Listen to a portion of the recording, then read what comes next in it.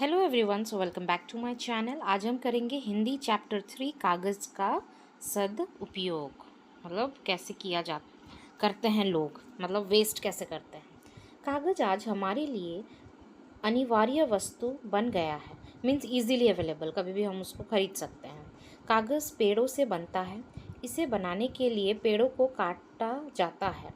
उन पेड़ों को खरीदने में ले जाकर मशीन द्वारा कागज़ बनाया जाता है। तो पेड़ से बनती है ये कागज़ और फिर इनको कन्वर्ट करने के लिए इन अ पेपर फॉर्म ये मशीनों में डाला जाता है।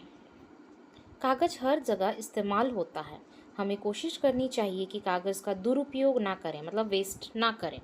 कागज़ को दोनों तरफ इस्तेमाल करना चाहिए। कागज़ को बेवजह फाड़ना नहीं चाहिए। जहाँ तक हो सके कागज़ को दोबारा इस्तेमाल किया जाना चाहिए। जैसे पुराने अखबार को बिछाने के उपयोग में लाया जा सकता है, तो पुराना जो अखबार सब रहता है वो सब हम बिछा सकते हैं, उसका यूज़ हो सकता है।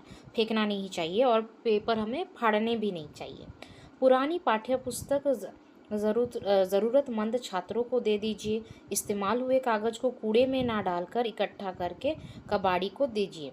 तो जो पुराना आपके ओल्ड बुक्स हो जाते हैं आप लोगों के, वो आप किसी और बच्चों को दे सकते हो जो स्कूल नहीं जा सकते हैं, ठीक है। और कबाड़ी को नहीं देख के उसका बेस्ट आउट ऑफ वेस्ट भी बना सकते हो, कुछ अलग चीज़, ठीक है। आजकल तो पेपर से वो भी बनता है, पेपर पेन स्टैंड वगैरह, बैग्स, तो वो सब भी आप बना सकते हो। कबाड़ी उसे पुनः चक्रीकृत करने कारखाना भेजता है।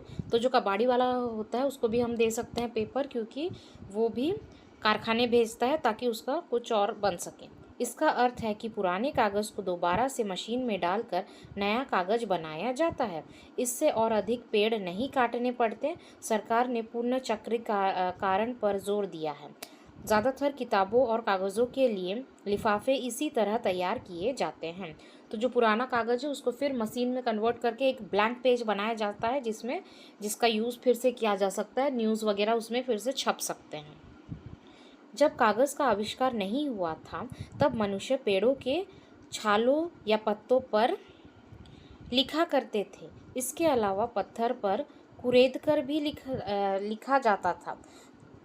छाल या पत्थर बहुत जल्दी खराब हो जाते थे। पत्थर पर कार्य केवल कलाकार ही कर पाते थे। कल्पना कीजिए कि यदि हम स्कूल में कागज़ की नोटबुक ना ले जाकर छाल या पत्ते ले जाएं तो क्या होगा। तो यहाँ बोले हैं लेखक कि हम पहले के ज़माने में जब पेपर नहीं था तो लोग पत्ते पे लिखते थे, नहीं तो ऑन वॉल्स, ठीक है, दीवारों पे लिखते थे। तो उस टाइम क्या होता था, दीवारों पे वही लिख पाते थे जो कि कलाकार होते थे, like able to do the drawings वगैरह, उन लोग सब कर सकते थे। और पत्ता क्या होता था कि वो जल्दी सड़ भी जाता था, ख़राब हो जाता था, जो भी लिखा हुआ है वो भी ख़राब हो जाता था। तो इसीलिए कागज़ का आविष्कार हुआ है। तो इधर लेखक ने बोला है कि सोचो कि आपके नोटबुक की जगह आप पत्तों से लिखते तो क्या होता। यदि हम इसी तरह अपनी ज़रूरतों के लिए पेड़ काटते रहे तो हमें सांस लेने के लिए ऑक्सीजन नहीं मिल पाएगी, पक्षियों के घोंसले नहीं होंगे, खाने के लिए फल नहीं होंगे।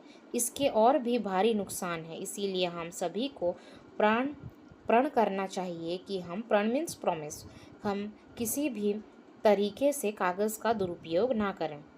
जितना हम वेस्ट करेंगे पेपर, फिर उन लोग जितना बार भी रीयूज़ करेगा उतना 2-3 टाइम्स ओनली, उसके बाद तो पेड़ काटना ही पड़ेगा। हम जितना खरीदते जाएंगे मार्केट्स में, जितना पेजेस आएंगे, हम लोग जितना खरीदेंगे उतना ही पेड़ काटा जाएगा। सो इसीलिए बोला जाता है कॉपी के पेज का आगे और पीछे दोनों साइड लिखना है, नो वेस्टेज ऑफ पेपर।